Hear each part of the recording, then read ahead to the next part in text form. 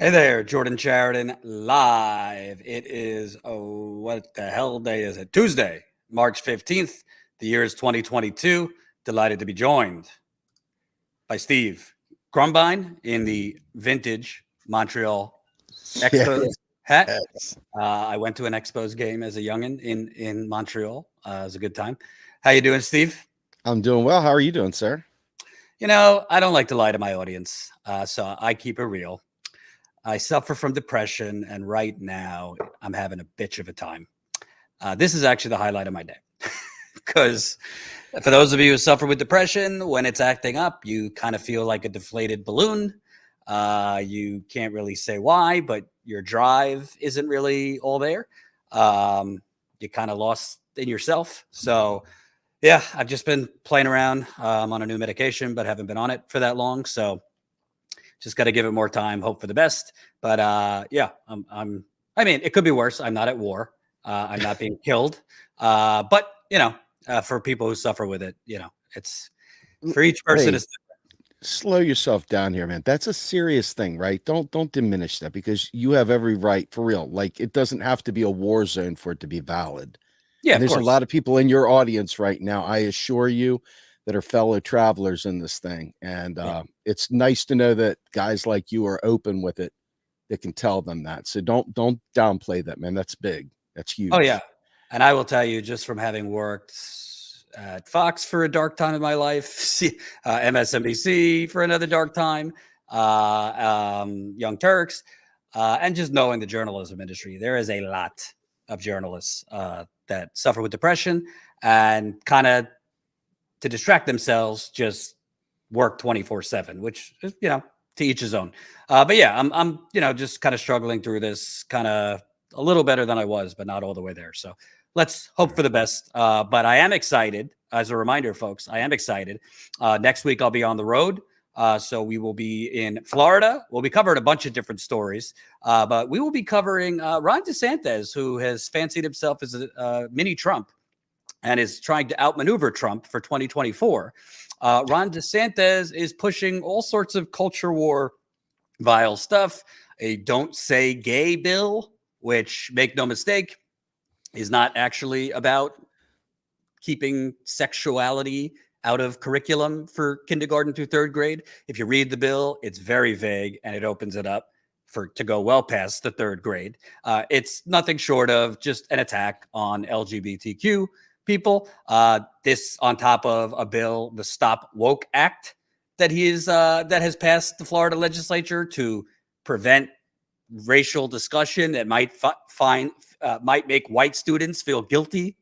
I shit you not. So some people might say, Jordan, that's why you covering this culture war stuff. Well, I think it's a human rights issue. I think it's a civil rights issue. And I also think politically, this is why Republicans keep winning, because they do this culture war stuff and the Democrats contest the culture war stuff, but don't provide anything real for the working class and economically. So we're going to be down there. We're going to cover the Don't Say Gay bill. We're also going to cover, as in a lot of places, but particularly Florida, housing prices are through the goddamn roof. Rent is through the roof, and inflation in Florida is above the national average. And obviously, inflation is through the roof all over. So I'm excited to go down to Florida, where I actually went to college at University of Tampa. So if you are not yet a Status Coup member, this is a big part of what your membership funds are: on the ground reporting.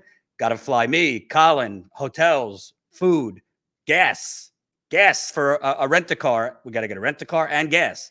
So please, if you're not already a Status Coup member, sign up today, statuscoup.com/join. You can become a member for as low as $5 a month. We got $5 a month, $10 a month, $20 a month, or $179 annually. It makes a big, big difference. So we'll push that throughout the show. So, Steve, we're going to get to people are about to be screwed because the Fed is about to increase inflation, increase interest rates. And, a lot of people kind of go to sleep when you mention the Fed, but stay awake because this is going to screw you on top of already being screwed. If you weren't screwed enough by the 2008 financial crash, if you weren't screwed enough by COVID and the economic machete that took to a lot of the country, now this is potentially going to screw millions more. But I want to start because I feel like we're kind of heading towards like, smash the like button. Smash that like button. Thumbs up. Share this live stream. I feel like we're getting to like digital committee on un-American activities level. You know, the good old days of McCarthyian, you had the committee on un-American activities. I feel like that is kind of that calm before the storm. And the people we're going to go through are the most cringeworthy. But the sentiment that Keith Olbermann just put out there, some ladies on The View just put out there, if you look elsewhere, if you look on Twitter and elsewhere, this is growing steam to investigate certain media people, to detain them, even media people that I disdain and can't stand. Colin, let's start with The View had some thoughts on Tucker Carlson and Tulsi Gabbard. Look, but I think that's an incredibly relevant question. Yeah. And I think DOJ, in the same way that it is setting up a task force to investigate oligarchs, should look into people who are Russian propagandists and shilling for Putin. That's being, if you are a foreign asset to a dictator, it should be investigated. In fact, I remember when Tulsi Gabbard, and I even hate that we're discussing it because I think to myself, who is this woman? She's she's no longer in Congress. She's a failed presidential candidate. Yeah. She only practically exists on Twitter, and the fact that we're giving her oxygen is what makes her relevant, that we're talking about her on hot topics. But on the other hand, how do you not call out something that is repeating false Russian propaganda and that has been brought down? They used to arrest people for doing stuff like this. If they thought you were colluding with a Russian agent, if they thought you were putting out information or taking information and handing over to Russia, they used to actually investigate stuff like this. And I guess now, there seems to be no bars. And people are not being told to hate Putin. Putin doesn't need a reason to be hated. It's pretty much clear. He started a war. He started an unnecessary war. But this is kind of like, wanted. Isn't this contributing to the death? And smash that like button. Smash that like button. Steve, I don't even know where to start. First of all, this is like Trump colluding with the Russians. First of all, let me just say, if we're getting any right-wingers watching, I don't like Tucker Carlson. I think he's deplorable. I think he's not even whispering. I think he's sounded the alarm with white supremacy. He's pushed this, replacement theory crap. I think Tucker Carlson is terrible. And if I went on Tucker Carlson's show, I don't know if I'd be invited back. Tulsi Gabbard, I think she stands for some good things, but I think she's auditioning for a Fox News show since she's left Congress. And frankly, yeah, there were a lot of people while Tulsi was running who were pointing out, look underneath the hood, and they were right, in addition to you. So, I'm not a fan of Tucker Carlson, and I don't really like the direction Tulsi Gabbard has gone because it's kind of clearly towards the right wing. But with that said, just saying that they're colluding with Russia because Tucker Carlson, what? I mean, I don't watch Tucker Carlson if I don't have to, but because he's basically slobbering over Putin and has said a lot of things that are very, very sympathetic to Putin, that is him colluding with Putin?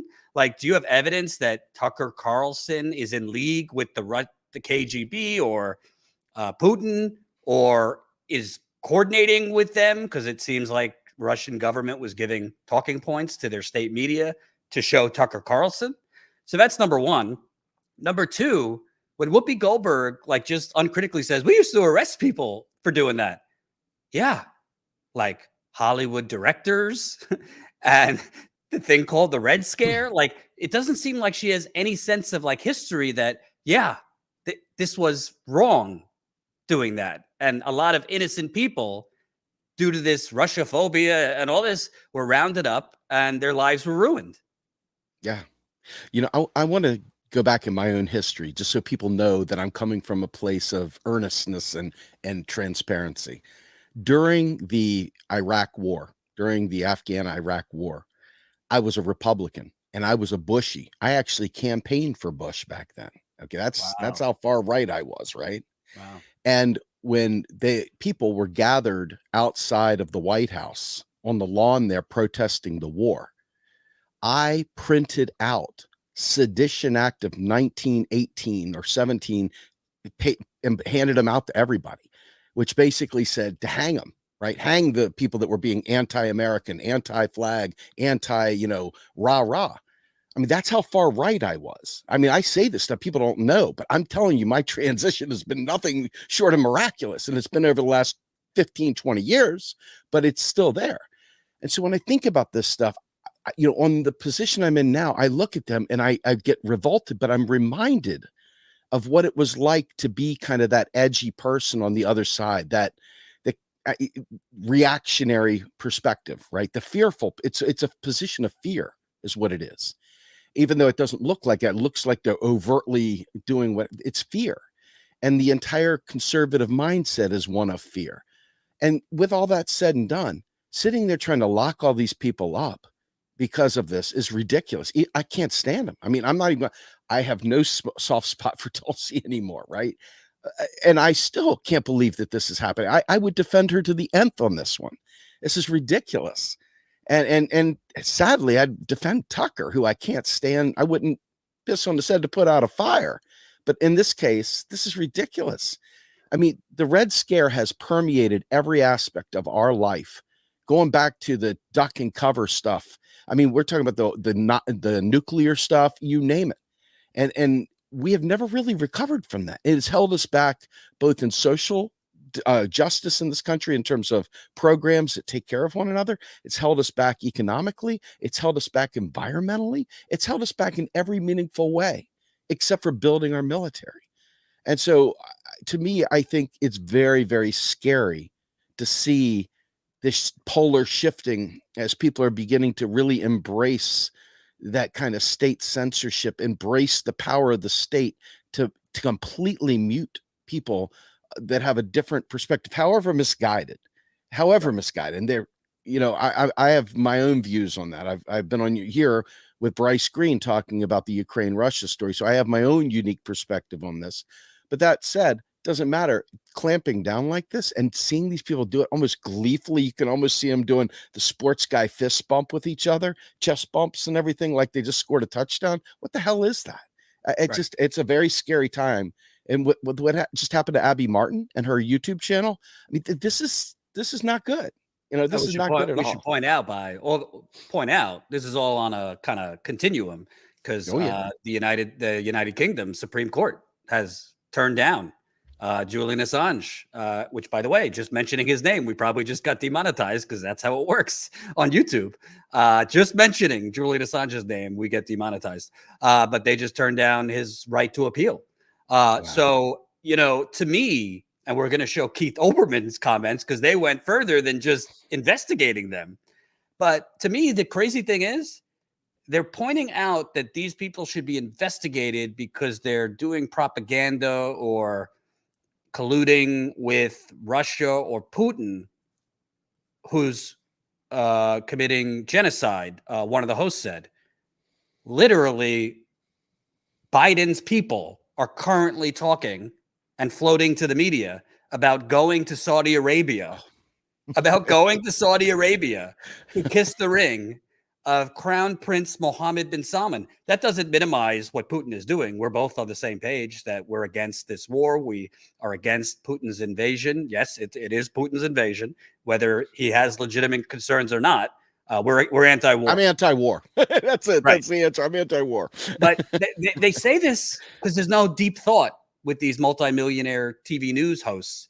They say this almost like, I guess they don't realize it's ironic, but literally you're talking about they should be investigated because they're propping up a genocidal maniac like Putin while saying nothing about the United States in league with Saudi Arabia, who dismembered a journalist and is now basically, I guess, I don't know, to punk us, working with China so that like they could do whatever oil deals with China using Chinese currency rather than the dollar. But so Tucker, I don't want to defend Tucker Carlson. I think he's deplorable. And by the way, he went to a conference with a white supremacist, with I forget the country. I think it was Hungary, actually. Orban. He went to speak at a conference a couple years ago at Orban, I believe it was. So Tucker Carlson has straddled the line with some of these dictators and this and that. But as far as I know, it's not illegal to say cringe things. It's not illegal to have cringe takes. It's not illegal. It is kind of interesting that Tucker Carlson forever never loved the Iraq war. Afghanistan war he loved. Didn't say poo about Libya. Didn't say poo about United States aiding Saudi Arabia and committing genocide in Yemen. Now he's anti-war. Okay, that's interesting. But the point is, there is literally, they don't care that they're saying we need to investigate them because they're backing up a genocidal maniac in Putin, but crickets on the United States backing up not just in Saudi Arabia a genocidal maniac, but name your country in democratically elected leaders that we have toppled and inserted brutal dictators who committed genocide on their own people. Now let's get to Keith Olbermann. And this is actually relevant. You might say to yourself, Jordan, Steve, who cares about Keith Olbermann? He's a has-been. Well, wait till you hear why. So Keith Olbermann responded to the View ladies calling for a DOJ investigation into Carlson and Gabbard with this tweet. They are Russian assets and there is a war. There's a case for detaining them militarily. Trials are a sign of good faith and patience on part of democracy. Trials are a sign of good faith and patience on the sign of a democracy. Your thoughts on Mr. Olbermann? I think Olbermann needs to go back to ESPN. He's actually enjoyable at times when he was talking about sports, man. But every time I hear a hot take from him on, politics, I think, God, the only way I could be more opposite of him, and I stopped there because I couldn't imagine being any more opposite of him. He is the male version of Hillary Clinton. His messaging is near a tandem. They're like simpatico. Like if you did one of those face melds, it would be Keith Olbermann. I mean, they all say the same exact garbage. And it's so hard to listen to. And just put this in perspective. Pretend like this was an election year. And this was the kind of chatter that was going on the campaign trail, the shills and the hills and all the other fools from the centrist libs coming and attacking us with these kinds of comments as we fight for progressives. Forget conservatives, progressives. We would be right there in the mix of that crosshairs being talked about in the exact same way. And so if you can listen to it like that and transform your ears to hear it that way, really kind of puts things in perspective. This is the MO. This is their game plan. At all times, when I say they, I'm talking about the establishment itself. I'm not talking about a party. I'm talking about the establishment. Because if you think they're not in cahoots on that, the message that goes out to the world, if you don't think they understand how the dominoes click back and forth, you're crazy. And you've been doing this a long time, Jordan. So I'm sure you know the collusion between these folks. These messages that go out there are messages meant to elicit a kind of reaction in us. And you can see how many people thought that the reason why Bernie was even in the race was because of his relationship with Russian hackers, Russian trolls. And I mean, remember Casey Charlemagne dropping the kiddie porn in the progressive groups? Casey Champagne or whatever his name was. I mean, this kind of trash, the Brock trolls of yesteryear, that's what we're dealing with. It's the same exact thing. Wash, rinse, repeat, new news cycle, new people, same exact tactics. And it never changes. It never changes. It's almost impossible to watch without just laughing. And by the way, almost 400 people watching. So we need you to do your patriotic duty as a Status Coup viewer. Smash that like button. Thumbs up right under our ugly faces. Fake it. If you don't like us, just do it. Press that like button. The more people that like, the more people that will see this very live stream. By the way, if you don't know, if you're new here, subscribe and then click the bell next to the subscribe button. You hover over that bell, you click all notifications. That way you'll get notified when we're live. So the other thing why this is relevant with Olbermann, guess who was trying to bring back Keith Olbermann? Colin, if you have this. Apparently, Rachel Maddow, she's just been paid $30 million to do less work.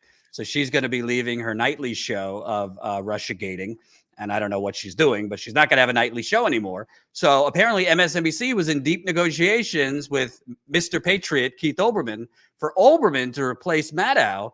But it fell through because Maddow stepped in and said, I don't want him to be my successor. And Maddow is, the queen of MSNBC. So whatever she says goes. So this is who MSNBC was pushing to replace Maddow. So if you thought, okay, Maddow was one level of Russiagating and all that, they wanted to bring in this guy calling for Tucker Carlson and Tulsi Gabbard to be detained. And why this is so dangerous.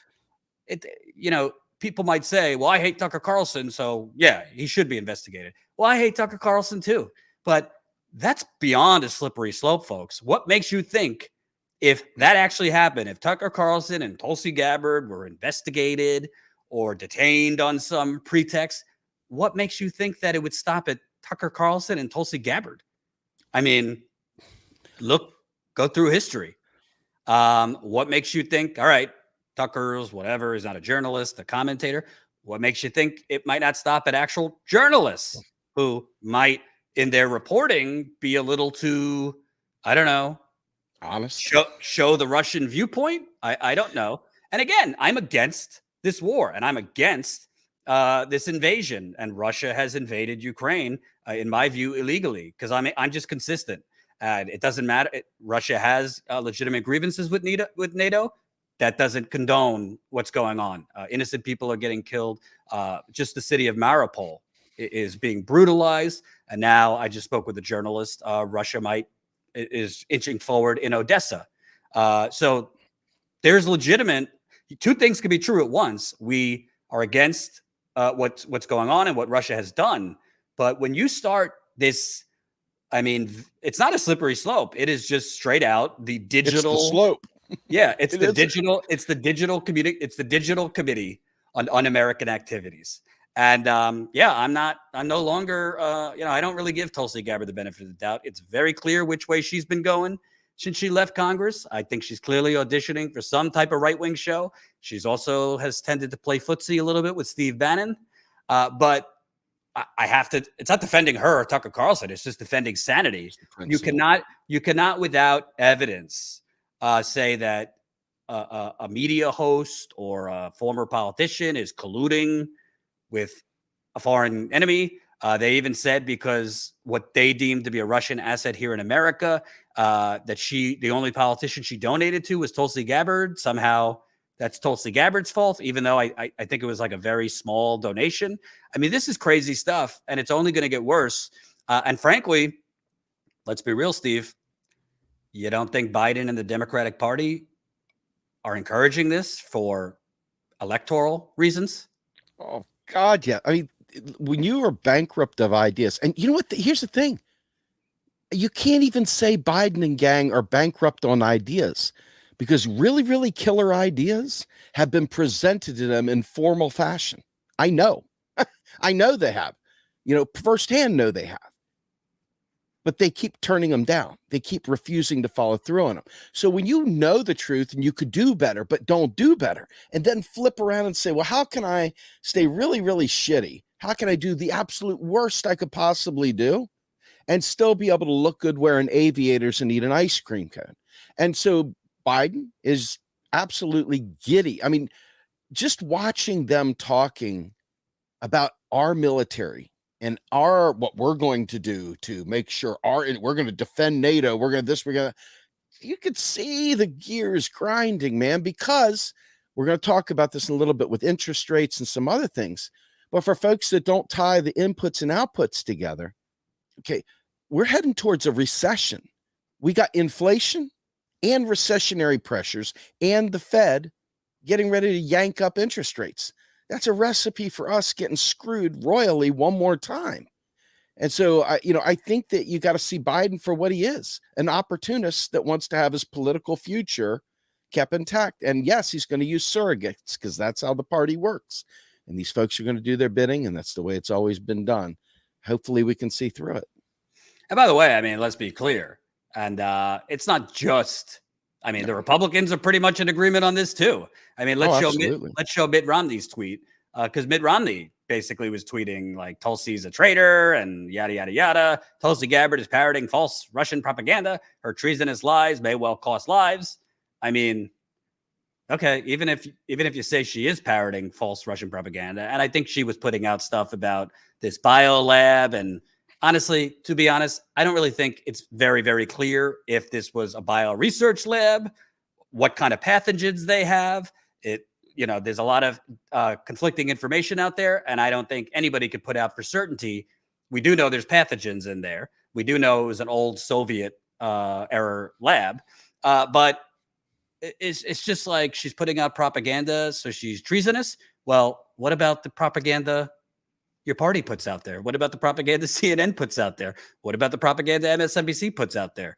What about what we talked about, which was, so we have these standards for these people, but we don't have these standards for our politicians going to play footsie with a genocidal dictator in Saudi Arabia, by the way, who just executed 81 people. I mean, it's just, there are no standards. It is the new Red Scare, and it's destructive.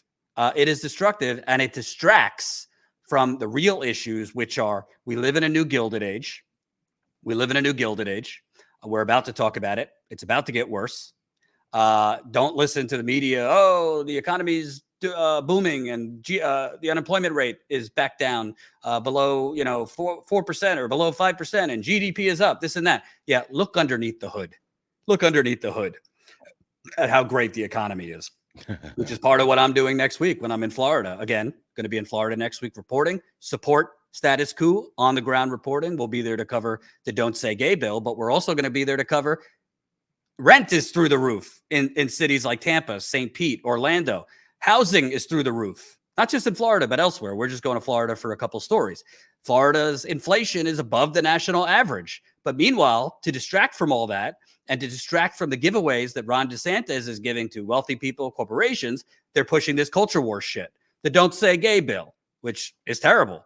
The Stop Woke Act, which is like preventing, they just passed the Stop Woke Act to prevent white students from feeling guilty by teaching racial things, racial history lessons in curriculums, because we don't want to make white students feel guilty. This kind of stuff is going on all over the country with these anti-LGBTQ bills, in my view, racist bills, critical race theory, this and that. And it's all smokescreens by Republicans to cover for the destructive things they're doing to the working class.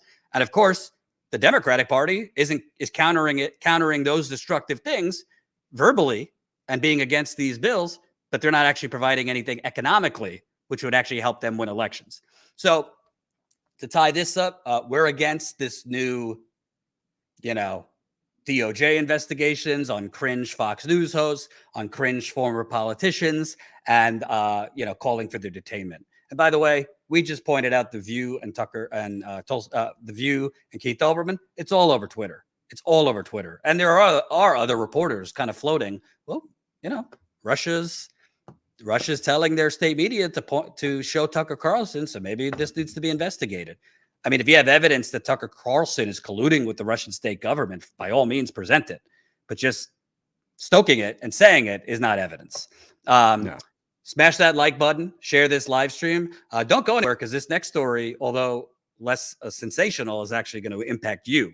So we have, Colin, if we could show, here's what the Federal Reserve is expected to increase rates for interest rates this week. Read a little bit. The Federal Reserve is expected to raise rates Wednesday, tomorrow, as they look to contain soaring inflation. The first quarter point increase in the federal funds rates in 3 years will likely lay the groundwork for additional hikes to follow.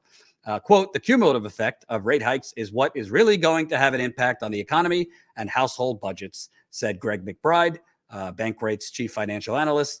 And then this article points out the effects on credit cards, auto loans, mortgages, student loans, savings, et cetera, et cetera. So, Steve, they say that the point of increasing interest rates is to temper and lower inflation. You actually have a different mentality based on actual knowledge and facts. Yeah, absolutely. I mean, think about it like this.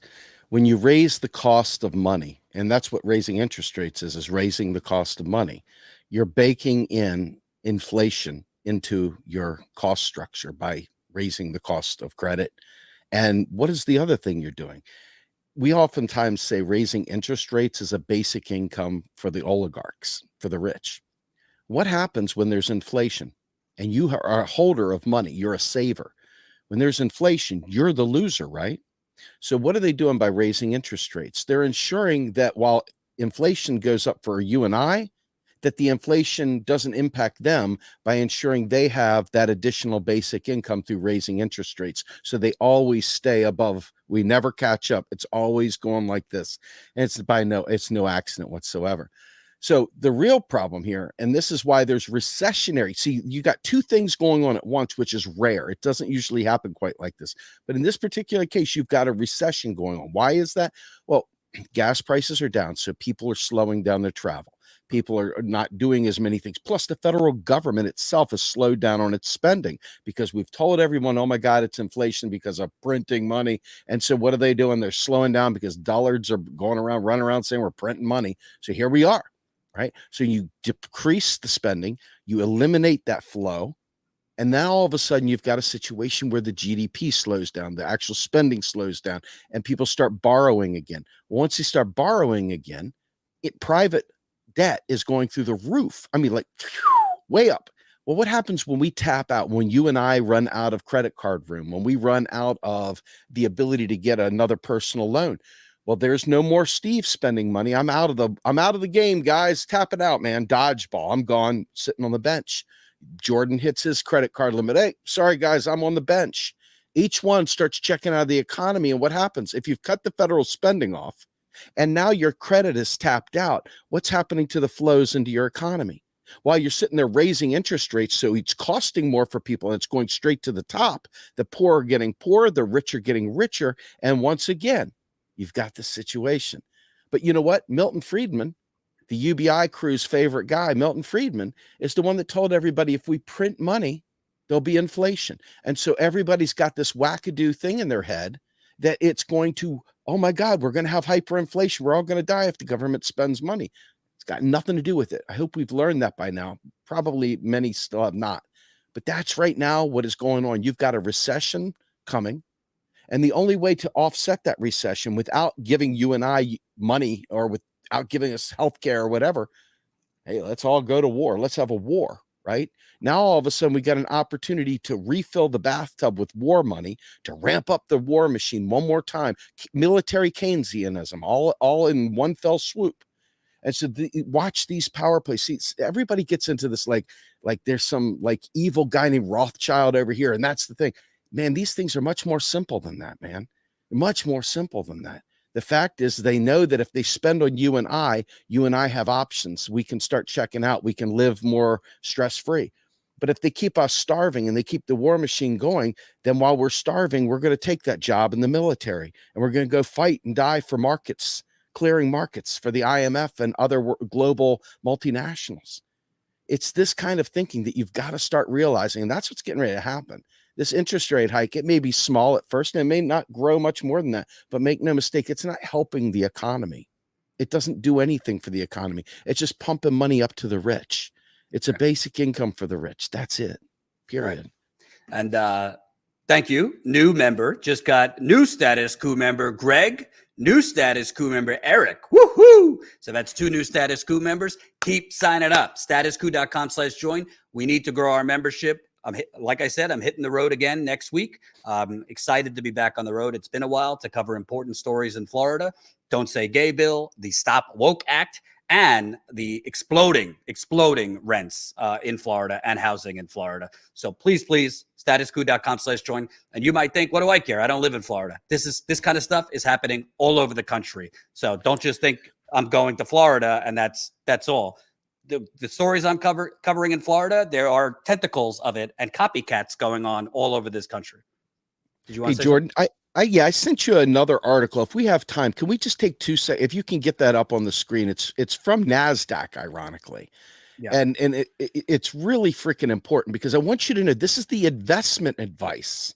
So you can understand where the position that I came from. I'm not even reading propaganda to us. I'm reading what they're telling each other. This is like their inside scoop.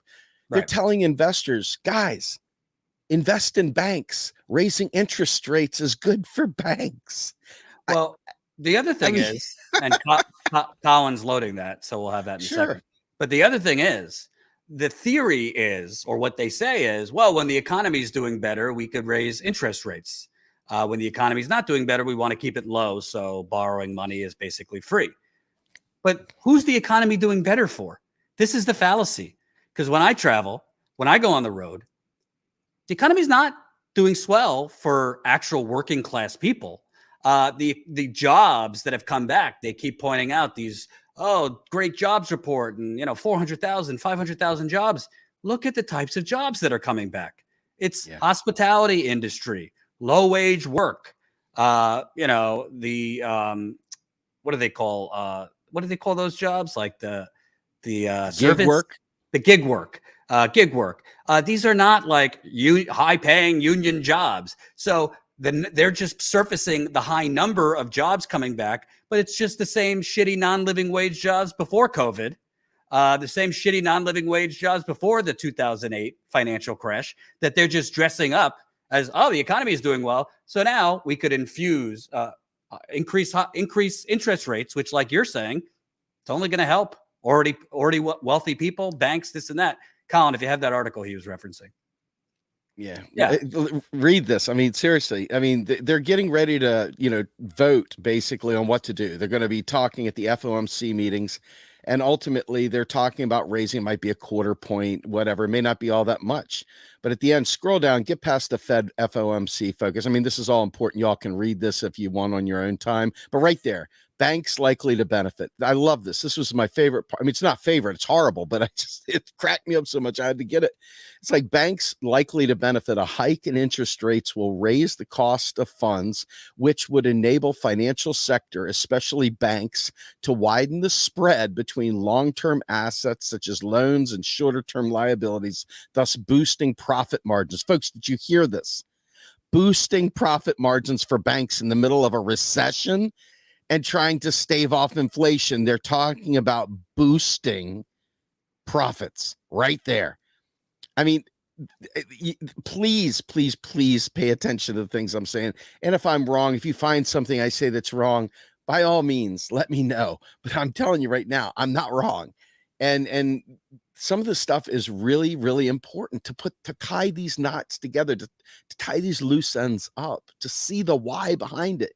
Every time somebody says they're debasing the currency by spending money, they're feeding that line right there so that banks can raise interest rates. And if you've ever said that, you were part of that. You helped them. You know what I mean? So I'm not saying to rub it in your face. I'm trying to show you how we can be unwitting saps, just fools, following people that don't know what they're talking about and bouncing around. This is serious. And this is the game that banks play. If you eliminated the fire sector from the economy and just looked at where the growth is in the rest of the economy, I think you'd be really shocked at how bad the economy really is. Fire being, finance, insurance, and real estate. And if you think about those levels, real estate through the roof. Why? Did the houses suddenly become made of gold? Are they gold-plated houses? No. They've been bought up by places like BlackRock, and they've been bid up by creating an artificial shortage in housing. There's a lot of squatters out there. And we got to get rid of that by doing something like a land value tax or something to that effect at the local level to force and get rid of these investor grade, retro grade fools that literally suck the life out of people.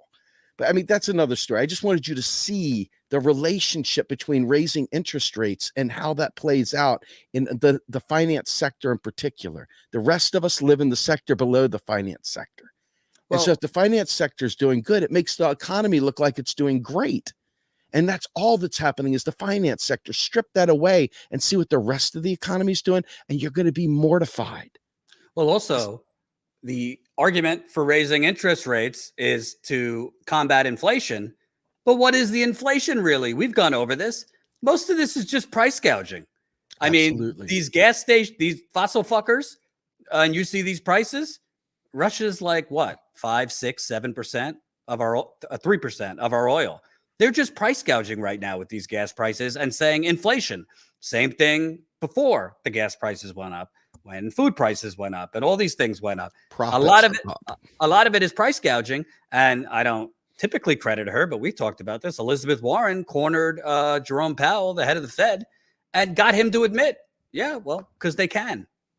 There's nothing we could do because they can. So the Fed is going to raise interest rates to combat inflation when this inflation is mostly these corporations, because they can, price gouging people. It's just insane. And the rich asset bubbling their ass off at the top while they speculate on properties, because, man, when you've got everything, what do you want to do? You want to go to the casino and gamble.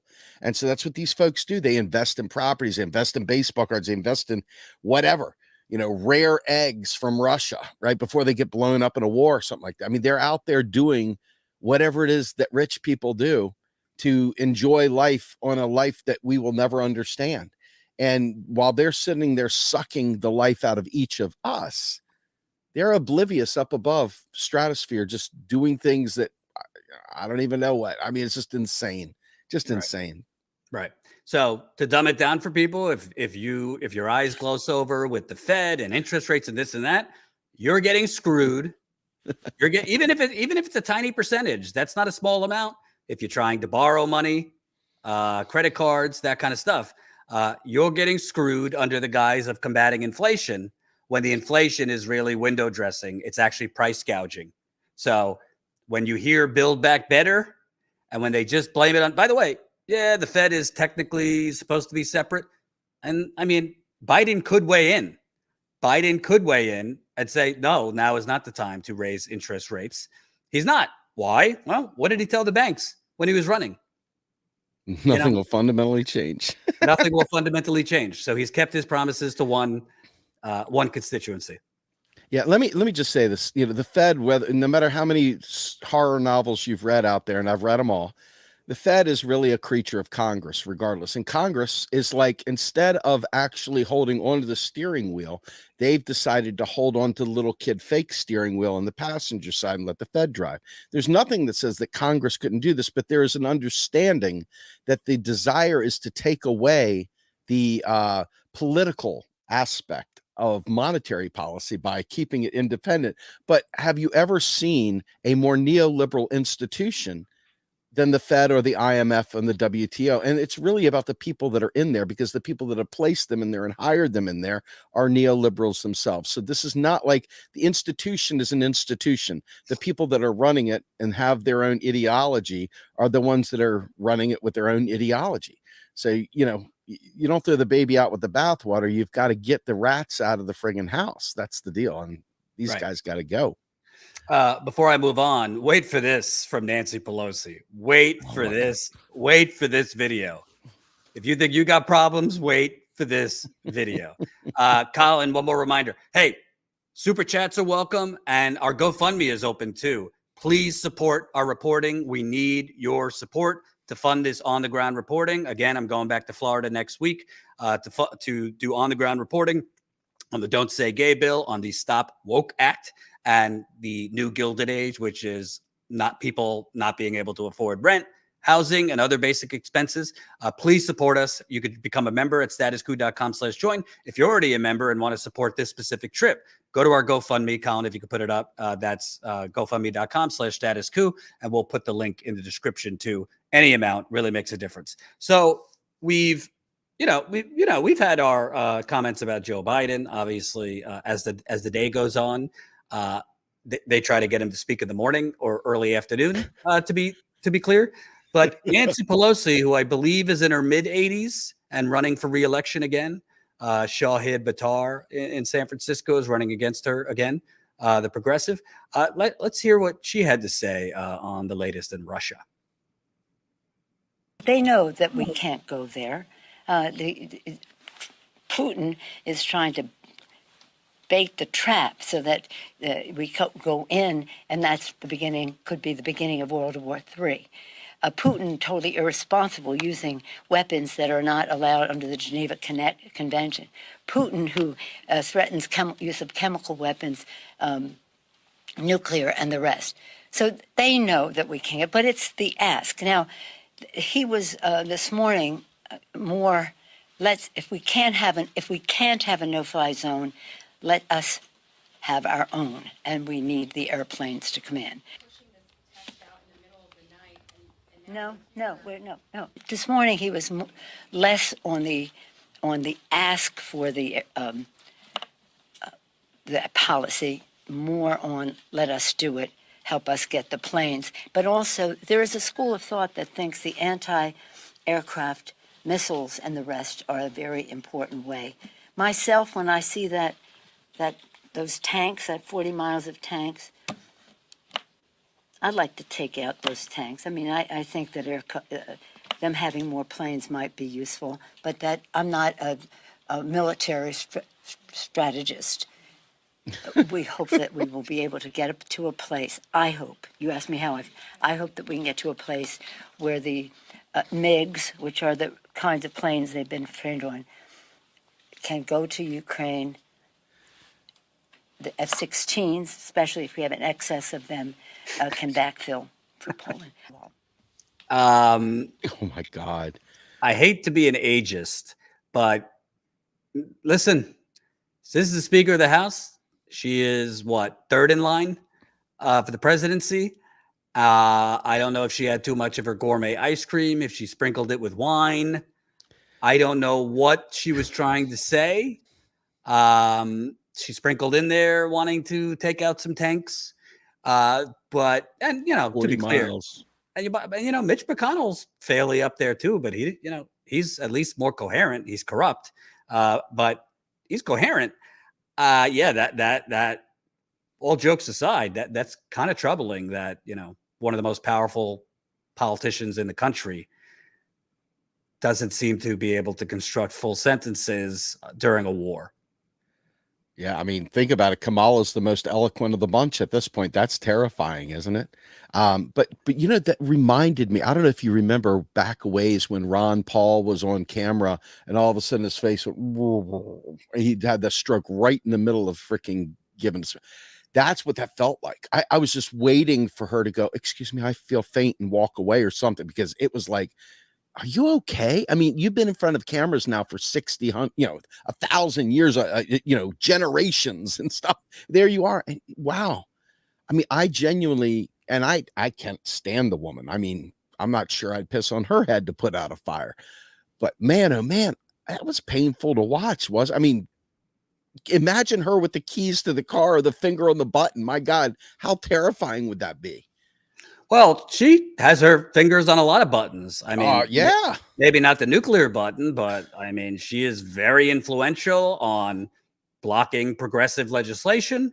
She's very instrumental. I mean, nothing really progressive is getting through that house as long as she's speaker. Not that if she was replaced by a younger, more lucid, corrupt person, it would be that much better.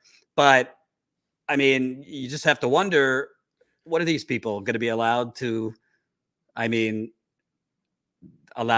in power from hospice? I mean, I don't want to be rude. I don't want to be ageist, but it gets to a point where, like, exit stage left, put aside the corruption. Just these people clearly have been there too long. They're corrupt. And they're also not sound of mind. I mean, there's rules to run for president. So why shouldn't there be rules to stay in office? I don't know about the rules, but I can certainly tell you this. I mean, she is not well. And there's something there. Like, when I say not well, I mean, she is in a position where her job is dependent on her putting together coherent messages. She's a messenger. She is a negotiator. She's all these different things. And to see her up there like that, I think it's not an ageist thing, but I do think there's a competency thing. I mean, if you're unable to drive, if you can't make coherent decisions, if you don't have a good reaction time, if your vision's bad, you can't drive. How in the world is she in a position to drive the House of Representatives? That's insane. How is she in line to be number 3? Should Biden fall and then Kamala, she could be president. I mean, wow. I mean, for whatever you believe the president's power is, that's frightening to see that kind of thing. And we already got Biden up there doing that. Can you imagine? Right. I mean, we do need to have something. There needs to be some way of measuring competence. Ronald Reagan, I mean, he was doing the long goodbye in office. I mean, nothing, that's sad, horrible. family that have gone through this. So this is not a knock, even if I don't like these people. It's a respect thing. But the fact is that you're impaired. You're not able to do the job any longer. And I do believe that there should be some sort of competency, threshold. I don't know what that would be. I'm not a doctor. I'm not a scientist. But for me as a citizen, I'd like to know that my leaders are capable of putting sentences together. Well, I'll tell you what. You would not allow someone to continue to operate surgery if they were talking like that, but you would allow somebody to continue to make decisions on foreign policy, economic policy that affect hundreds of millions of people. I mean, it's just crazy. Whether the Democrat, Republican, whatever, you would not let that person, if she was a doctor, do surgery on a bunny, let alone. So yeah, it's just crazy. There's not much more to say other than yikes. A bit of a good news story, and we got 440 people watching. So keep smashing that like button. A bit of a good news story. I don't know if I trust this, but wealthy Starbucks investors have now come out calling for an end to Starbucks union busting. So, Colin, if we could put this up, the Starbucks was hit with union busting charges. So the Starbucks Workers United, which is the union behind the workers who have successfully unionized at 5 Buffalo stores and are now filing for a union at over 100 stores. They filed with the National Labor Relations Board, alleging that Starbucks has been cutting workers' hours nationwide in a deliberate union busting campaign. Quote, these hour cuts are in swift response to workplace organizing campaigns at Starbucks stores around the country, wrote the union, which has organized more than 130 stores across 27 states in its formal complaint. By the way, just breaking news, I just got a press release that the National Labor Relations Board has issued a formal complaint against Starbucks for this union busting and retaliation. So the Starbucks Workers Union filed official NLRB complaint, and the NLRB has now filed a complaint or is alleging Starbucks has done retaliation. Of course, the NLRB, it's kind of like, I don't know, or federal agencies that are supposed to regulate oil companies. They hit them with slap on the wrist, maybe a fine. There's never criminal penalties for any of this. But I want to show this clip from CNBC because a small percentage, but wealthy Starbucks investors have called for Starbucks to cut this out. If we could show that. Starbucks to change its tactics and policies towards workers seeking to organize. Kate Rogers is here with more. Kate, good morning. Becky, good morning to you. The coalition of more than 75 investors is led by Trillium Asset Management and says it has a collective $3.4 trillion in assets under management or advisement, including more than $1.2 billion in Starbucks stock. It's out with a letter this morning addressed to CEO Kevin Johnson and independent chair of the board, Melody Hobson, and strongly recommends the company to commit to a global policy of neutrality that applies to all current and future unionization efforts and elections. It also calls for the coffee giant to swiftly reach fair and timely collective bargains with workers who vote to unionize. We spoke to several of the signatories. Take a listen. Customers have a choice, and this is going to be the one. So I think the company should work very hard to make sure that it keeps its reputation as a people-positive company, and I think that should include really be a good partner to its partners. What's important is that the company doesn't just sort of tiptoe right along the line of what is okay in terms of international norms for human rights. They really need to embrace human rights and have strong policies to protect worker rights. Now, the letter argues that a positive working relationship can lead to higher productivity and a stronger workplace. It also warns Starbucks of reputational risk with, quote, rapidly growing support for unions publicly. Starbucks did not immediately respond to our request for comment. Becky, back over to you. Kate, I just want to get this correct. This is a coalition of investors who combined have about $1.2 billion and invested in Starbucks. I mean, it's a $91.2 billion company. So you're talking about a 1.3% investment? Yeah, that's right, Becky. And it's more than 75 investors. We should also note that Trillium did reach out to Starbucks back in December, asking the company to formally recognize the Buffalo Union, which it did do. The coalition has definitely grown since then, and the stake in Starbucks as well.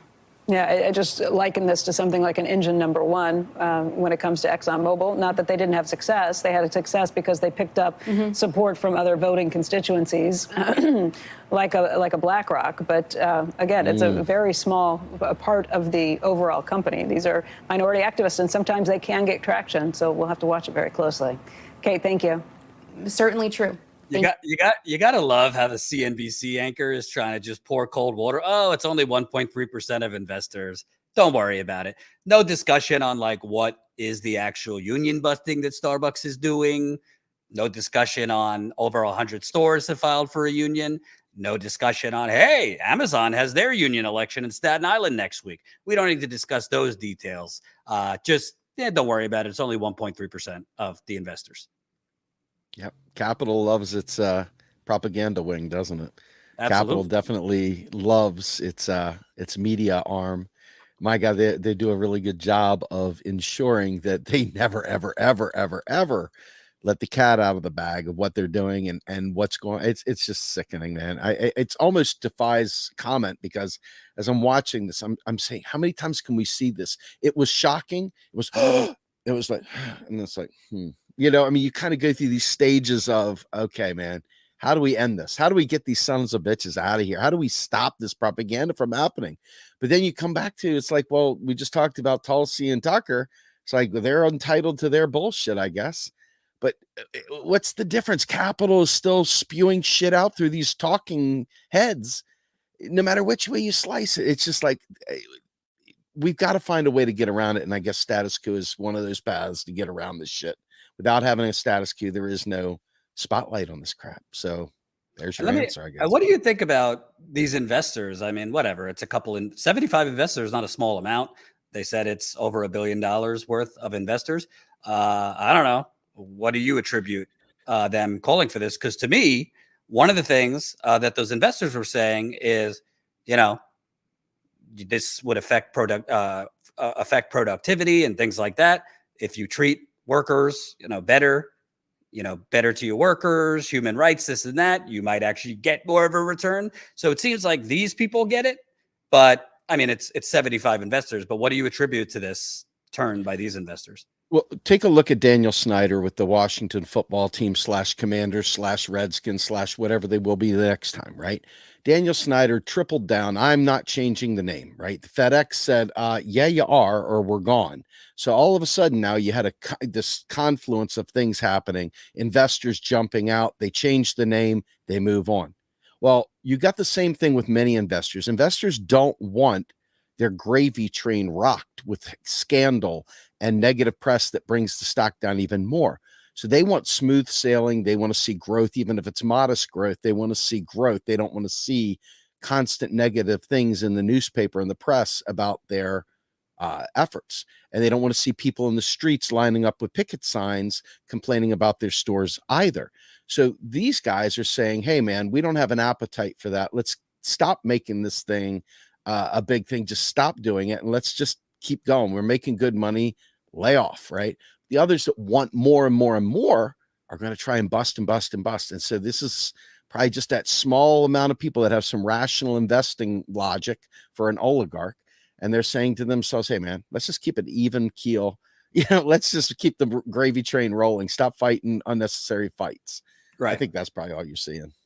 Well, also, it could be the other way. I mean, maybe these investors legitimately want to do the right thing, but maybe they see, hey, the more you do this union busting, the more you're going to get the opposite reaction. The more you're going to get more stores filing for a union. The more you're going to put workers more together, give them that fire and give them that trigger for solidarity and camaraderie too. I mean, that's, to me, a lot of the things Amazon has done to union bust at the Staten Island warehouse, which I've covered for over a year. I've been on the ground there many times, has actually worked against Amazon and has actually made workers who were kind of on the fence as far as the union kind of move towards the union and move towards a yes vote. So they might be saying, hey, if by doing all this union busting and retaliation and cutting people's hours, and they fired a worker, I believe it was in Arizona, who had cancer, who was a union organizer. You're just rallying more and more troops and stores to go and try to file a union.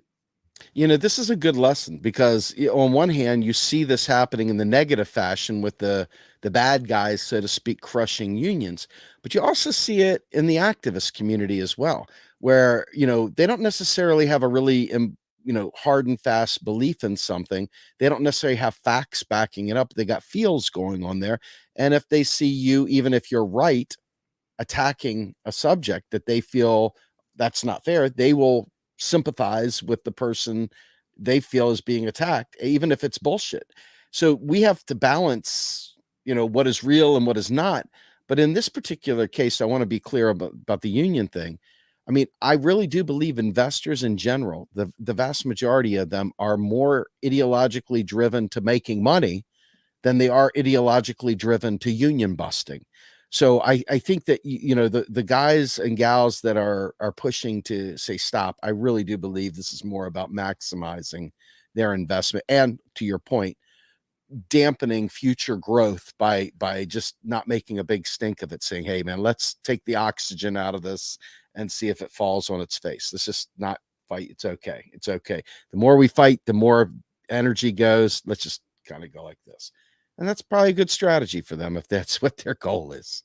Absolutely. Absolutely. But we'll see. And by the way, we're now 10 days away from the Amazon union election in Staten Island, which is going to be from March 25th through March 30th. I will definitely be on the ground at least one of those days, possibly more, covering that. Like we talked about last time, not to pit Amazon workers for Staten Island workers. If this Amazon warehouse wins, and I'm not trying to sell false hope, I think it's 50-50. I think Amazon's going to do everything it can and break the law to rig this election, which they did down in Bessemer, Alabama. But if this Amazon warehouse unionizes, it's a tidal wave. If one Amazon warehouse unionizes, it is a tidal wave. By the way, I don't just think for the labor movement, I just think for the progressive movement, period. Because if you can, Starbucks is a very, very, obviously they've been doing union busting. Amazon and Jeff Bezos are a different level. And Amazon is, if not the biggest employer, one of the biggest employers in the country. It's growing as one of the biggest employers in the world.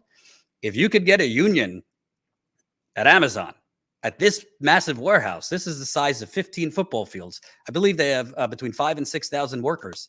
That is going to have a ripple effect, and you're going to see a ton more Amazon warehouses filing for a union.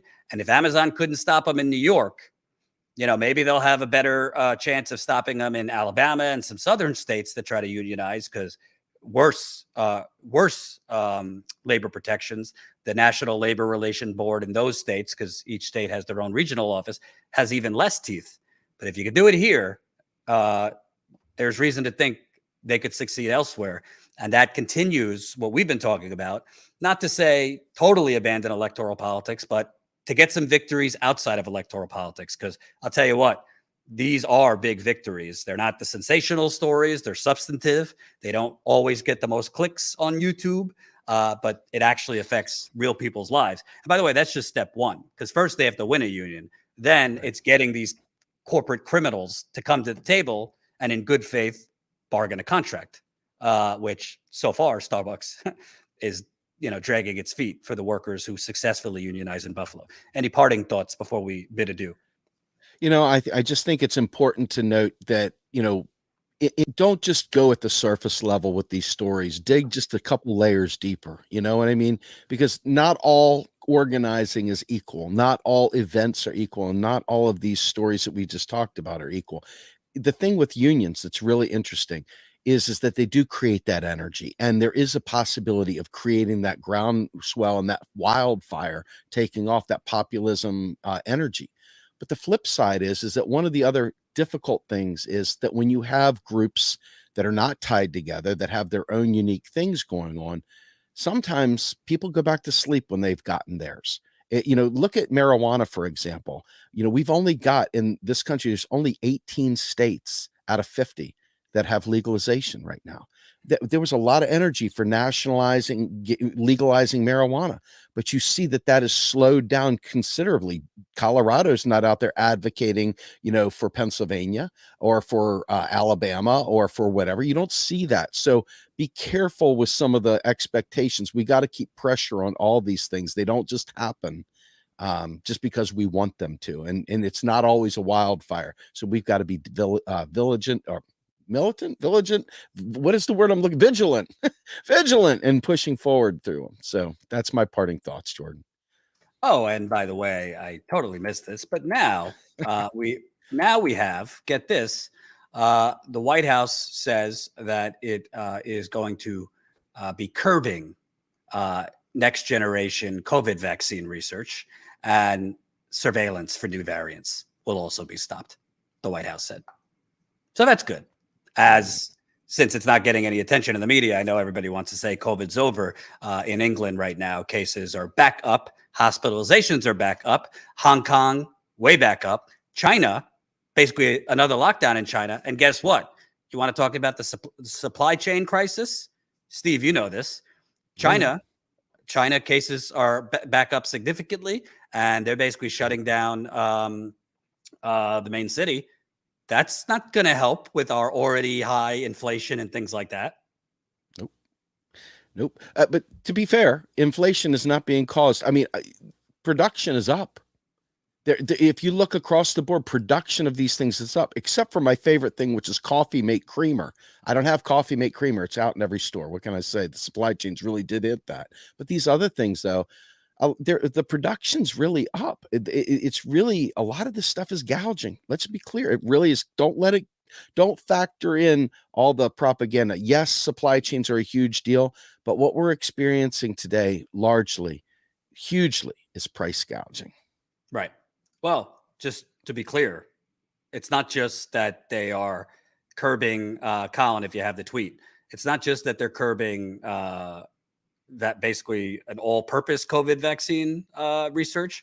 It's not just that they are basically removing or cutting down on surveillance for new variants. They're also going to limit the push to help poorer countries vaccinate people, i.e., hey, Pfizer, Moderna, we're not going to push you. Not that they did push. Here we go. Colin, it's I think it's the first tweet. If you can go up. White House is warning it will have to wind down a program that pays to test, treat, and vaccinate uninsured people for COVID-19 because the administration has run out of money for the program. Oh, well, we got plenty of money to increase the military budget. If you could go down there. Hold on, which is the one I wanted. Research into next generation COVID vaccines will be curbed, and some surveillance for new variants will also be stopped, the White House said. The administration said it will also need to limit its push to help poorer countries vaccinate people. So, when we're in a spring surge, we'll look back on now and say, hey, glad Biden was shooting for, I think he's now calling for $780 billion for the Pentagon budget, not to mention not actually passing Build Back Better or fighting for it, which would have actually helped working class people. Couldn't find the money for any of that. We haven't repealed the Trump tax cuts for the rich. So we don't have the money to continue research, trying to find an actual all-purpose vaccine that would address all variants. Don't have the money for that. Don't have the money to actually study or surveil upcoming variants. And we don't have the money to help poor countries, which are creating the variants. Good stuff. Anyway. Terrible. Yep. Terrible. We had a hopeful thing with the Starbucks investors, but I wanted to get that in. Thank you for watching Doomsday. By the way, Steve is going to be premiering on Thursday his own show. Are we still working on the title for it? I think you nailed the title, man. I had some other titles, but yeah, your title was a little too wonky for my taste. I mean, it's your show. You do what you want. But it's like, what's it? Let's get ready to grumble. There you go. And you start every show like that. That'll get people through the door. So Steve's Let's Get Ready to Grumble will premiere on Thursday, 5 o'clock Eastern, his own show. Looking forward to it. It won't only be MMT. We'll definitely make it for the masses, but Steve will be doing a weekly show on Thursdays, 5 o'clock, and I'm looking forward to that. Also, as a reminder, because we only got 2 new members, so we need more people to sign up. I'm hitting the road again next week, back on the ground in Florida. I'm going to be covering Ron DeSantis' culture war to cover up for the machete he's taking to the working class, the horrendous Don't Say Gay bill. There's also a Stop Woke Act to make white students not feel guilty for our racist history and present. And you can't afford rent or housing pretty much anywhere in America. But in Tampa, St. Pete, Orlando, it is way through the roof. And by the way, the housing crash, Florida was one of the most affected a decade ago. So I'm going to be down in Florida next week, interviewing LGBTQ activists, tenant union workers, people that are facing eviction. So I'm really looking forward to it. It's been a bit since I've been on the ground, so I'm really excited to get back out there. But we need you. This is not cheap. This is how we grow Status Coup. This is how we fund the reporting, flights, hotels, rent a car, gas. Let me repeat, gas. So if it's within your budget, become a Status Coup member. You can become a member for below $5 to $10 a month. We have $5 plans, $10 a month plans, $20 a month plans, and $179 annually. It makes a huge difference. It's how we're going to grow this company, because it is a company, and try to expand and bring on more people. But I need you. We need you. We also have a GoFundMe, but membership is our main funding and main way to grow this media network. So sign up if you can. As a member, you also get access to our monthly members call through Zoom, which is a lot of fun. I'll do that when I get back. Usually an hour or two. We take your questions, comments, concerns.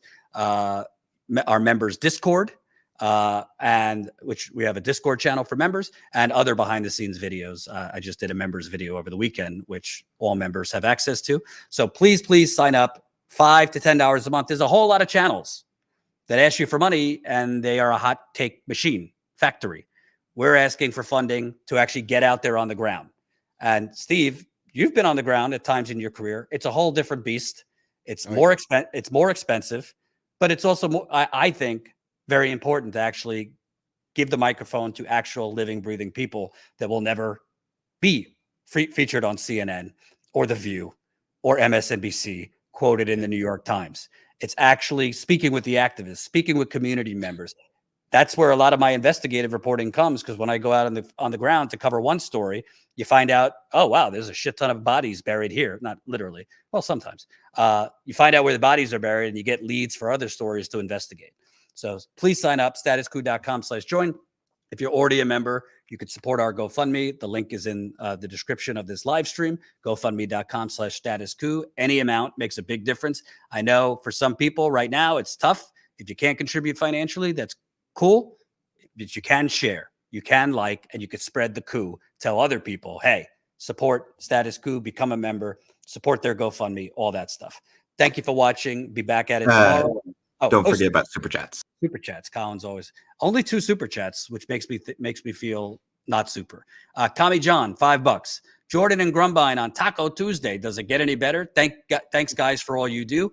Thank you, Tommy John. Chris, $5. Haven't seen such universal hatred since 9/11. I'm worried about violence against Americans with Slavic names. Liberals are calling for internment camps. I haven't seen the internment camp talk yet. I would be very against that. That's horrific. But yeah, I mean, there's a lot of hate. Partisan media fuels that hate. Twitter, social media, and The View, Rachel Maddow.